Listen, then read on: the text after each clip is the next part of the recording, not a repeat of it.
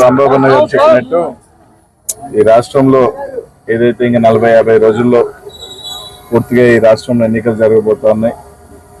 ఈరోజు ఈ రాష్ట్రంలో ప్రజలకు అర్థమైపోయింది చంద్రబాబు నాయుడు గారు ఆ పార్టీ అంతా కూడా మూసేసే రోజులు దగ్గరకు వచ్చినాయని.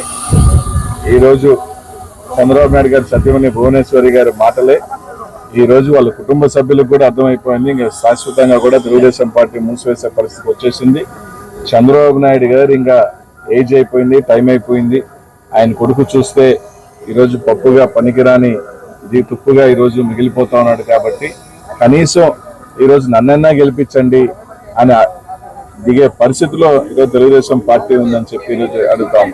ఎట్టా లోకేష్ మాలోకం మంగళగిరిలో ఓడిపోతాడు, చంద్రబాబు నాయుడు గారికి వయసు అయిపోతుంది, సరే కనీసం నేనన్నా నిలబడతాను, నాకన్నా అవకాశం ఇవ్వండి, ఏదో గెలిచైనా సరే ఏదో ఆ కుటుంబం నుంచి ఆ పార్టీ నుంచి నేను ఎమ్మెల్యేగా అవుతానని చెప్పి బ్రతిమాడుకునే పరిస్థితి ఈరోజు రాష్ట్రంలో ఉంది అంటే ఇంతకన్నా దౌర్భాగ్యమైన పరిస్థితి లేదు. ఖచ్చితంగా కూడా ప్రజలందరూ కూడా గమనిస్తాను. తప్పకుండా 2024లో ఈరోజు ఏదైతే ఈ పార్లమెంట్కి జగనన్న నన్ను నర్సాపేట పార్లమెంట్కి ఇన్ఛార్జిగా ప్రకటించి ఈరోజు 7 శాసనసభ్యులు ఈ పల్నాడుకి సంబంధించి అందరూ కూడా మంచి మెజార్టీతో గెలిగిపోతా ఉన్నారు.